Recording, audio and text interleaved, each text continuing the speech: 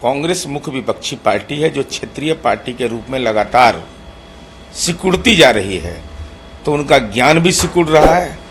वही विकास के जो मानक होते हैं, आधारभूत संरचना और मानव विकास, इन मानकों पर देश अगर 10 वर्षों के अंदर आगे बढ़ा है, तो कांग्रेस को अगर एहसास नहीं है तो पड़ोसी देश पाकिस्तान तो राजनीतिक रूप से भयाक्रांत रहता है। हालात क्या था कांग्रेस पार्टी के समय कि डॉक्टर मनमोहन सिंह देश के प्रधानमंत्री थे, हर 3 महीना 4 महीना पर पाकिस्तान का विदेश मंत्री वहां जा रहा है और भारत का विदेश मंत्री यहाँ वहां परस्पर एक दूसरे के देश जाते रहते थे। आज देश के राष्ट्रीय सुरक्षा की ओर कोई आंख नहीं दिखा सकता है, यह भी इनको नजर नहीं आता है। तो चूंकि पॉलिटिकल सर्जिकल स्ट्राइक जो भारतीय जनता पार्टी और एनडीए ने किया, उसके बाद लगातार कांग्रेस पार्टी क्षेत्रीय पार्टी के रूप में उभरती जा रही है। प्रधानमंत्री जो कन्याकुमारी में जाकर मेडिटेशन कर रहे हैं, उसको लेकर विपक्ष कुछ ज्यादा ही चिंतित है। चिंता तो स्वाभाविक है, चूंकि स्वामी विवेकानंद जो देश के आइकॉन माने जाते हैं, विवेकानंद रॉक मेमोरियल में देश के आदरणीय प्रधानमंत्री जी अगर मेडिटेशन करने जाएं, तो वो हमारी पुरातन जो विरासत है उसका भी अवलोकन कर रहे हैं।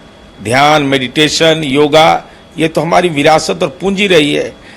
चूंकि इनको प्राचीन विरासत से भी परेशानी है, ये राजनीति का शीर्षासन करने वाले लोग हैं, राजनीति में भोग करने वाले हैं, उनको योग साधना से क्या मतलब। पूर्व प्रधानमंत्री मनमोहन सिंह ने अपनी चुप्पी तोड़ दी है और कहा कि हमने कभी नहीं कहा कि मुसलमानों को पहला हक मिलेगा, जो नरेंद्र मोदी लगातार इस तरह की बात कर रहे हैं। अब बहुत विलंब हो गया डॉक्टर मनमोहन सिंह जी, किससे अनुमति ले रहे थे?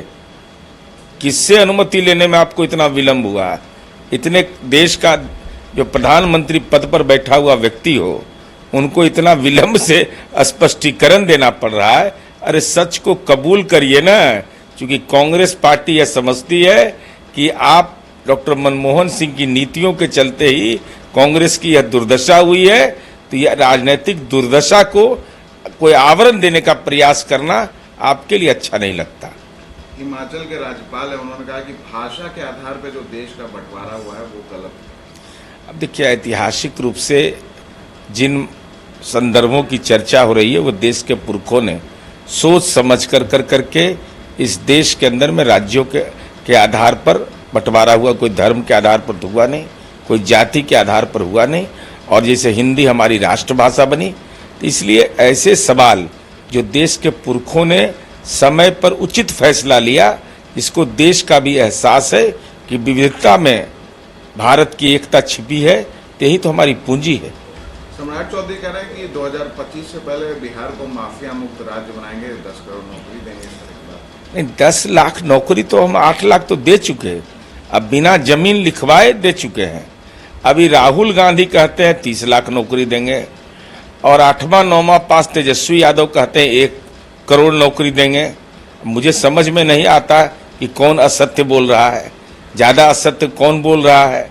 तो ये परस्पर कंपटीशन है, और बिहार में कानून का राज का एहसास है।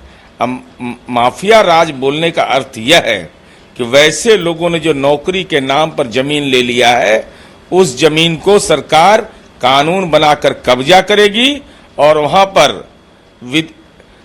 विधवाश्रम बनाएगी, वृद्धावस्था आश्रम बनाएगी, कुशल युवा केंद्र बनाएंगे, और साथ ही साथ दलित, अति पिछड़ा, गरीब गुरबा को वासगीत का पर्चा देकर वहां बसाएंगे। 7वें चरण का चुनाव है, कल अंतिम चुनाव है, कैसे देख रहे हैं? 7वें चरण का चुनाव जो बिहार में लालूवाद की विचारधारा में 118 नरसंहार में 88 नरसंहार का वह क्षेत्र है। तो हमारी उम्मीद है कि जंगल राज और आतंक राज का आत्म साक्षात्कार वहां के लोगों को है, और घर घर बिजली हमने पहुंचा दिया। तो अब ललटेन और ललटेन के सहयोगी की कोई जरूरत नहीं, इसलिए इनका कुनवा समेटा जाएगा, और जनता और खास करके महिलाएं का जो एनडीए के पक्ष में मतदान की प्रक्रिया है, वह निश्चित रूप से हम समझते हैं और भी बेहतर होगा। एग्जिट पोल 2024 1 जून शाम 6 बजे से लोकसभा चुनाव के नतीजे, 4 जून सुबह 7 बजे से देखिए चुनाव नतीजों से जुड़ी हर खबर सबसे पहले, सबसे सटीक, केवल अमर उजाला पर, amarujala.com।